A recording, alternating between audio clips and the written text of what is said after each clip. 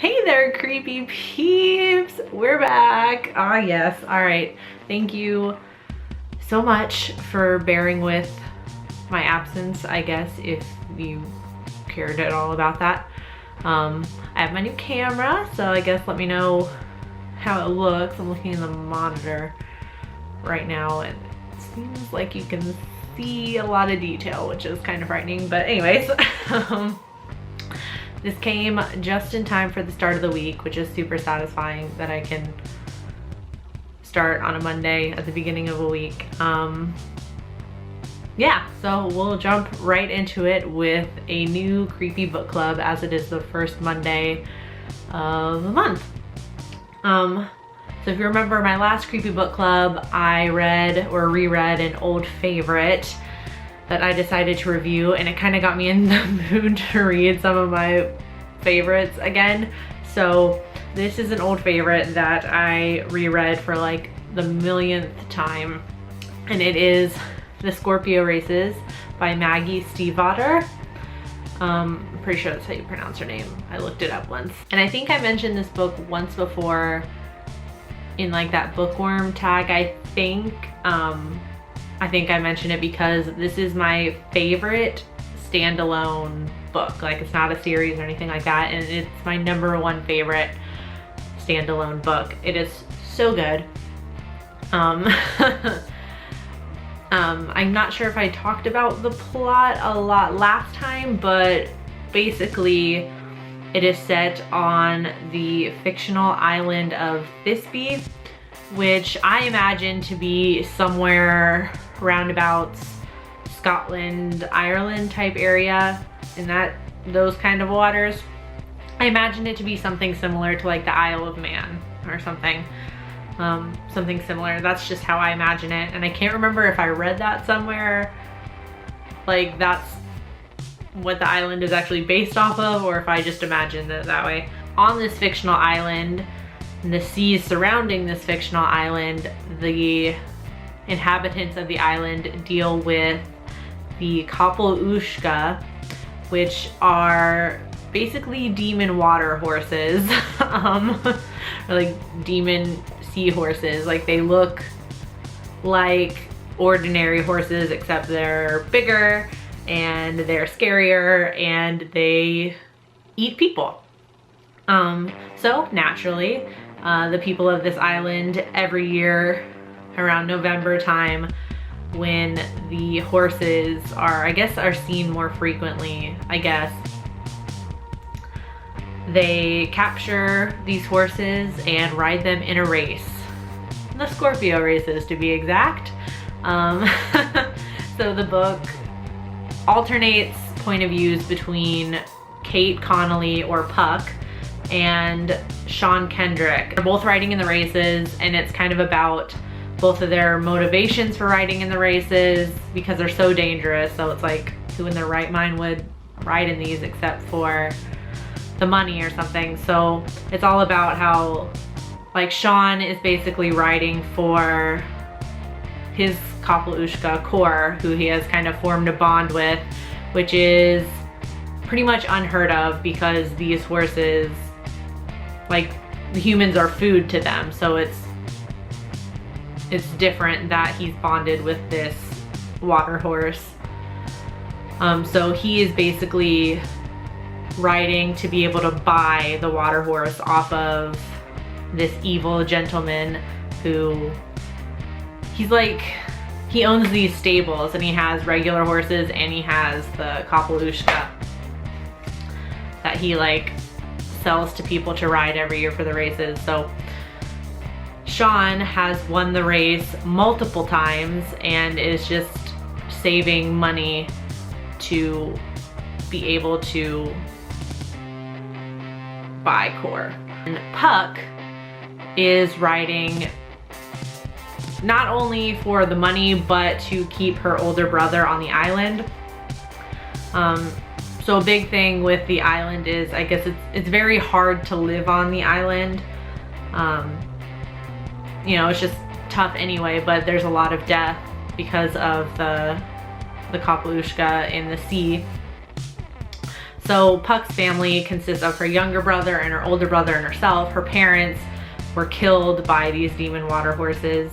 And at the beginning of the book, we find out that Puck's older brother is planning on leaving the island of Thisbe for the mainland.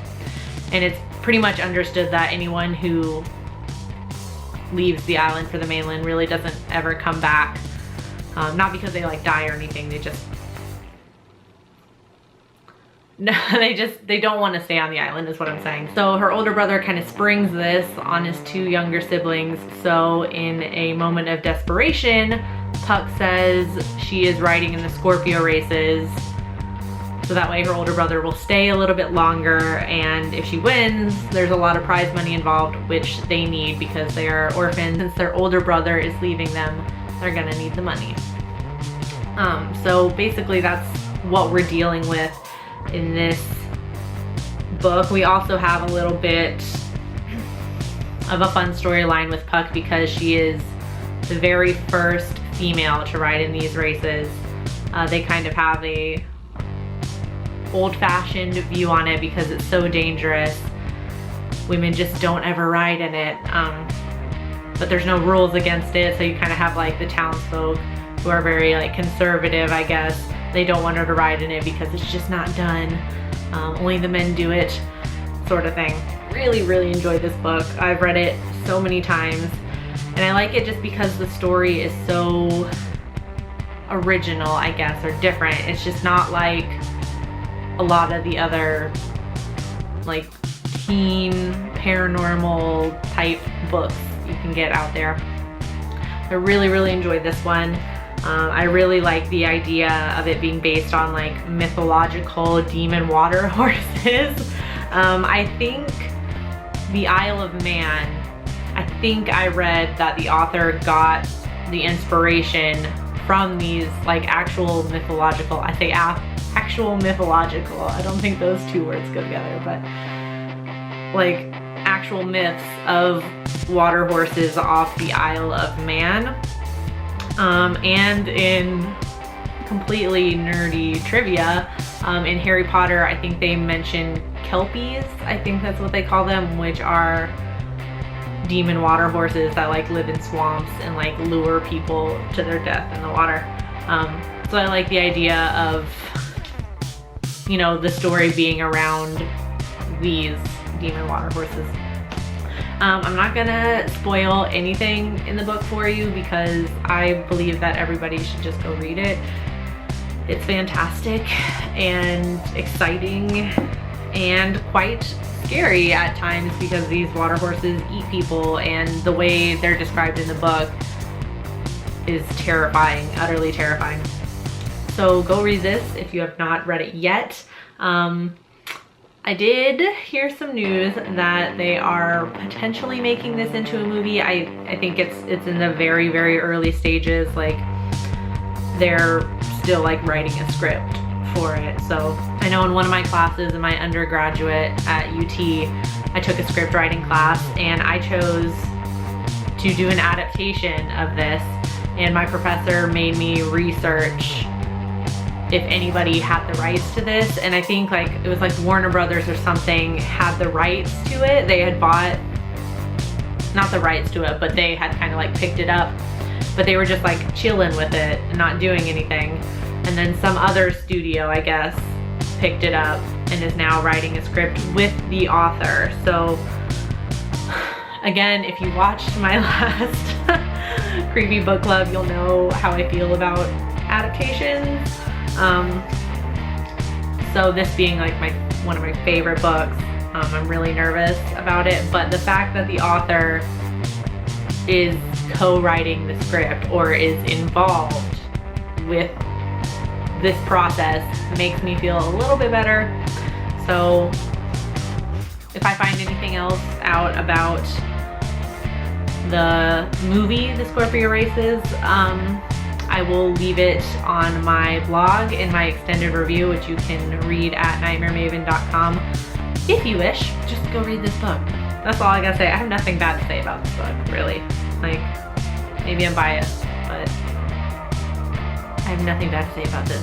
So just go read it. If you don't read anything else that I talked about on this channel, read this one. Just read this one. If you have read this book, please let me know what you think about it in the comment section down below, and feel free to leave a like on this video if you enjoyed it.